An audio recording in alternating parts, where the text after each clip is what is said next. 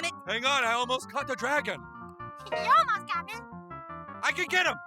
Wait, where's he going now? You don't ever catch the dragons. No! No, I said!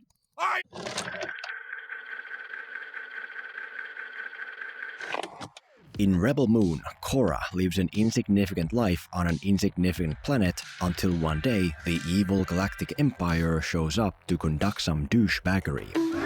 So, Kora must team up with a thieving pilot and travel off-planet to find the galaxy's rebellion to stop the Empire, which could in fact work out because turns out that Kora is actually a lost member of a famous galactic family. All this and more in Zack Snyder's Space Fights. Rebel Moon. If you didn't already catch from my tone, Rebel Moon is not a very good movie, and with that I mean that it makes even the Marvel seem appealing to watch. Perhaps I treated you too harshly. For which there are many individual reasons, such as the fact that a lot of the content here is very shallow and basic, like how bad guy soldiers are bad guys just for the sake of being bad. Why you bullying me? And the fact that much of the content here is kinda ripped off from other properties like Star Wars, from the story, to the plot, to the opening shots, to the settings, to elements like planet-destroying spaceships, as well as light swords. But honestly, I don't really have any interest to talk about that stuff. My ears burn! The only reason I even want to cover this movie is the man behind it, Zack Snyder.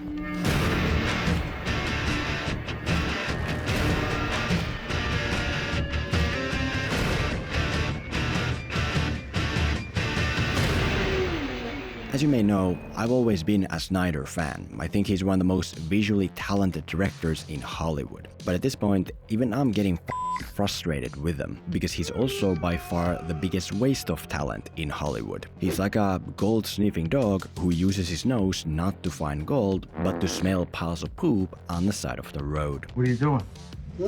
What are you doing? And it's pissing me off, especially with Rebel Moon, which is like a monument to Snyder's downfall. Because make no mistake, this movie is Zack Snyder. He's the director, the writer, the producer, the cinematographer, probably the security and catering as well. Sounds perfect. The main problems with Rebel Moon as a movie are the main problems with Zack Snyder as a filmmaker. So today, let's uncover what those main problems are, so that hopefully Snyder can get over them as well as himself and finally once again become what he should be, a visual-minded director for hire bringing other people's stories to life. Here is Zack Snyder's worst enemy and what must be done to save him from that enemy.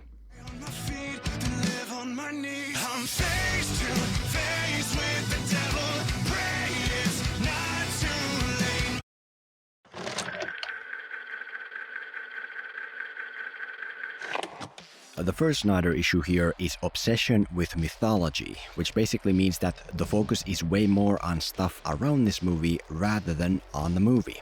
As you can already guess, there's a big bunch of backstory and foreshadowing and world building going on. When the movie opens, there's voice-over exposition about the galaxy's hierarchy. The glory of the Motherworld seemed without end until the assassin's blade struck down the king and queen. When the Empire shows up to Kora's planet, there's explanations about the villagers' relationship with the Empire. You've been selling our surplus grain to the enemies of that ship up there. When the Empire arrives, there's talk about them needing food to fight the rebellion. Army runs on its stomach.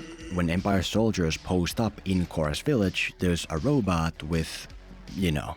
Once the king was killed, it is beautiful daughter refused to fight the princess. And although building mythology can be effective and awesome, Snyder's way of doing it comes with a couple pitfalls: lack of context and lack of interest in the present.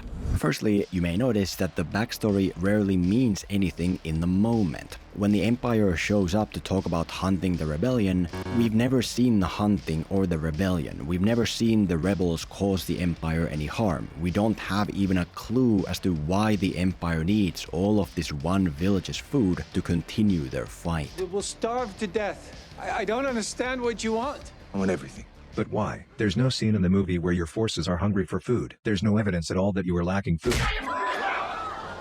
When the robot is talked about being a protector of the slain king who won't fight anymore, the same thing. We've never seen the king or his palace or assassin. We've never seen the princess or anyone else. We've never seen the robots in action or in the action of giving up fighting. It's just fairy dust somewhere out there that we may or may not at some point see more of. Freeze there. Times 10. Enhance, then forward frame by frame. Now just before the view's blocked, there's a shape change. And because there's not enough context, it's all basically worthless. When the robot picks up the gun to protect the cute villager against the Empire, it should be a big deal. Except it's not, because we've never seen him or other robots refuse to shoot or go against commands. The movie just says he doesn't fight anymore, and then 2 scenes later gives him a gun which he immediately fires, after which he runs out of the movie. Why are you running? And that context is mandatory, like how Star Wars doesn't begin just with exposition and a long ship shot, but also with scenes of the Empire searching for the rebels as an unstoppable force. Tear this ship apart until you found those plans. Like how Rebel Moon should have opened with the royal assassination or some plot-relevant clash between the Empire and rebels to give context for stuff. Stuff like the war and the power dynamics and the villain and maybe even Kora's past. Without that context, none of this means anything. Secondly, and most importantly, you may also notice that Snyder's best ideas nowadays seem to always exist in the past or the future rather than the present. Because as I hinted at, there are cool ideas here. Like Kora's home planet being invaded when she was young. Like Kora becoming a ruthless Empire soldier fighting bloody wars in the Empire's name across the galaxy. Like Kora becoming a bodyguard for the princess who has abilities. And like the assassination. And like Kora's new warrior friends having famous histories. Genius. Battlefield Commander General Titus. All cool ideas, which in this movie are limited at most to tiny fragments. In this movie, all the robot does is shoot a gun and disappear. In this movie, all the genius battlefield commander does is whine and be taken prisoner and then shoot a gun. In this movie, almost all Kora does is watch other people do stuff. In this movie, the assassination doesn't exist beyond words because the focus is elsewhere. Tell me, partner, when I can expect my harvest. Oh my God, bro. What I'm getting at is that watching a Snyder movie nowadays is like playing that dragon chase game in South Park. He has all these cool ideas and promises, but they're always somewhere out there, just out of reach. With Snyder of today, there's always another version, another sequel, another time when his best ideas will finally be real. Except they never are, because for some reason he always insists on doing something way less interesting right now.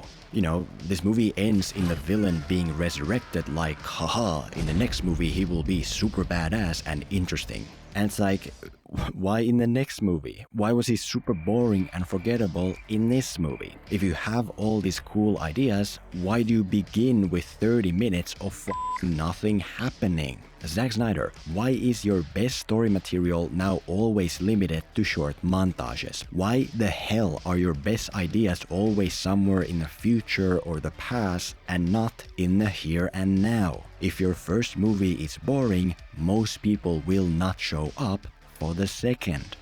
It's like if I promise to tell a story of this hero who travels to Mexico to save her daughter from the cartel, but then first I have to tell the story of how she learned Spanish to survive in Mexico. Oh, the hero downloads this language app on her phone. She uses the app for 30 minutes per day to do these fun interactive Spanish lessons. And after 3 weeks of that, she's able to have a conversation in Spanish and begins her journey. But that's in the next movie, of course. We're out of time now. No, this is your story. You can do what you want. Just make the movie you really want to make. Oh and yeah, for anyone who wants to quickly learn a language like my hero, but in real life, the app is called Babbel. It's this super easy to use language app that fits your daily life and teaches you through a variety of efficient and entertaining hands-on methods designed by real language teachers to get you talking in 3 weeks. Muy fácil y divertido, y ahora estoy listo para luchar contra el cartel. Babbel is sponsoring a 60% subscription discount, and they also have a President's Day sale going on, so check them out with the link below or the QR code on screen to learn a language without the boring stuff.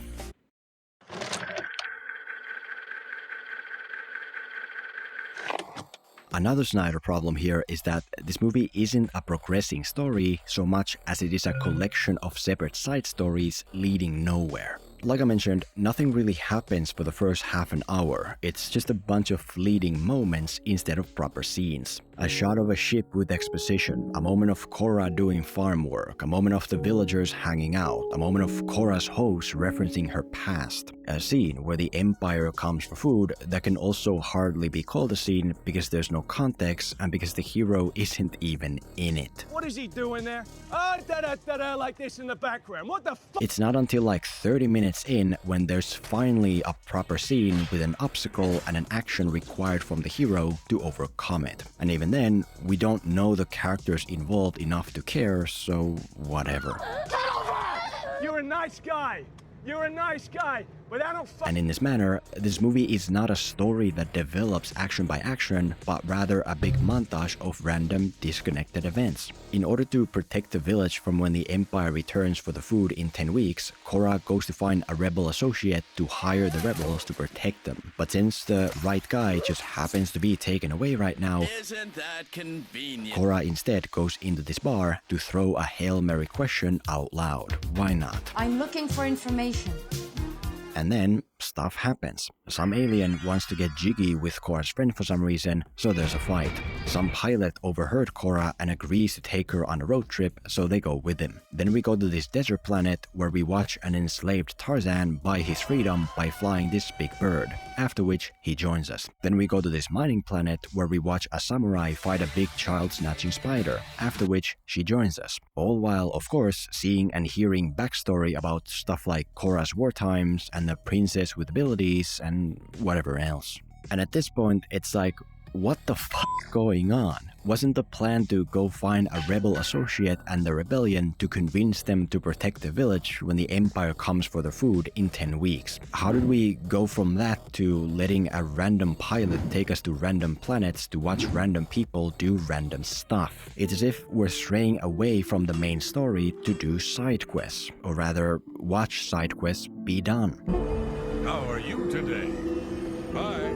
Look, letting the story unfold in unexpected ways is useful, like how Luke and Obi-Wan go look for Princess Leia's people to let them take the message to the rebellion. That's no moon. Only to end up in a Death Star and run into Leia herself and then, with her knowledge, take the message to the rebels directly. But still, all that must be essential for the main story enough to always push the main story forward. And Snyder's problem is that he doesn't do that. He does whatever he wants.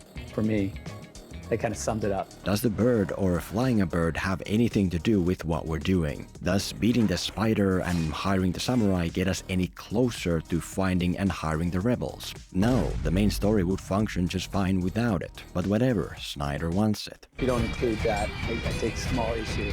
I'd be like, really? And the issue with this disconnected side quest mentality is that it makes the movie feel stuck in place and long, because our main storyline of finding and hiring the rebels to protect the village when the Empire returns isn't advancing. We're moving sideways toward additional content. Another one. Another one. Not forwards toward the main point. You know, then we finally somehow find a general and the rebels and they join us. Then the pilot betrays us to the Empire. Then we fight a small squad of Empire soldiers, which turns out to ultimately achieve nothing meaningful. Then we finally return to the village to protect it against the Empire, but in another movie, because whoops, we're out of time now. We did so much, yet it feels like we barely did anything, because we weren't doing what we were supposed to. It's like Magnificent Seven, but without the stuff that's the point of Magnificent Seven, because nowadays it always takes Snyder 5 hours to do what other directors do in 2. Dear Zack Snyder, you must learn to choose. If you want to make a galactic war movie about kings and princesses with abilities and assassinations, then make it. If you want to make a mining city samurai spider movie, then make it. If you want to make a village protecting their grain from the Empire movie, then make it. Just please choose. Because currently, your movie isn't really any of those.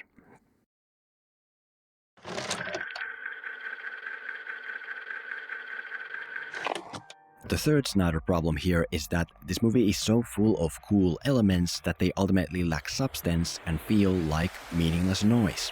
As an example of what I mean, look at the robot again, which is a cool character. A royal machine designed to protect the galactic king that ultimately lost purpose when the king was slain. It's even voiced by freaking Anthony Hopkins. Militarim, defender of the king. Awesome.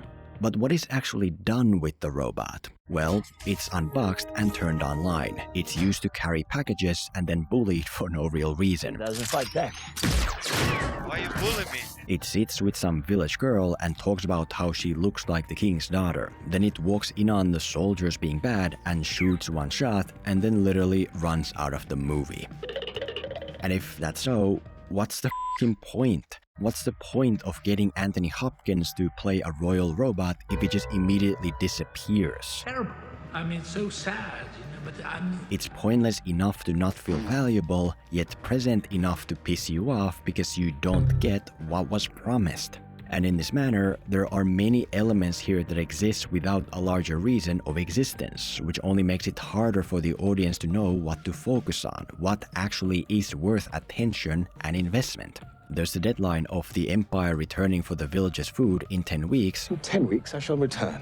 Which turns out to be moot. We have no sense of time, we don't know how long we're traveling, and we don't even have to defend the village anyway because the movie ends before the Empire comes. So, the attention invested for that deadline element is wasted. There's a subplot of Kora being a bodyguard for the princess, which is not only valueless because the princess isn't really in the movie, but also decreases the value of other elements like the robot. Wasn't the robot's point to be a guardian of the royal family and to have a bond with the princess? I felt a great warmth. Oh well, Kora has that too, whatever. Princess, my princess. You know, there are so many elements here that they inhabit the same areas and diminish each other. The villain's room has these tentacles to give him pleasure, I guess, and in the same room there's also a device to give him pleasure as well. Nice. Why build up value for one thing when you can have two things cut that value in half? They kind of summed it up. What I'm getting at is that Zack Snyder has a problem with greed. He wants to feature every cool element he can think of, even if it means that there's no time to use them. Yeah, let's base the emotion of the scene on this connection between a villager and the robot, even though neither of them are central characters, and so nobody really cares. Yeah, whenever the villain goes somewhere, let's give him these mysterious red characters with books, even though they never do anything and mainly just cause confusion as to what they are. Who invited my man Blood? Bro, think he on the team. Yeah, let's give Kora's warriors these detailed backstories like being genius battle commanders. Genius. Battlefield commander. Even though the commander element is never used and all that warrior does is shoot a gun like everyone else. Yeah, birds and spiders that don't carry a larger purpose, water monsters that don't do anything, a love story that's not in the story. I know you're in love with her. Gimme all of it. In other words, Zack Snyder has become a rich fat kid in a candy store who wants to lick every flavor there without taking the time to taste a single one. Whereas before, his elements served purpose, like how the Persian monster showcased how the world had been assembled against the Spartans, now stuff is thrown in just for the sake of being there. And unfortunately, that's what Snyder's work has become as well. It's just kinda there. And it is sad to see, because again, Snyder is a visual master. He just got too powerful too quickly. His head grew too big for his body to carry. And the only way he'll get better is if he gets over himself. If someone takes away his rich fat kid privileges. Don't let him write, don't let him produce. I mean, this is just ridiculous. Zack Snyder is at his best as a director, bringing his vision to someone else's simple story. No more Snyder cuts, no more Snyder universes. At least for now, let's just have one movie directed by Zack Snyder. Please. I'm face to face with the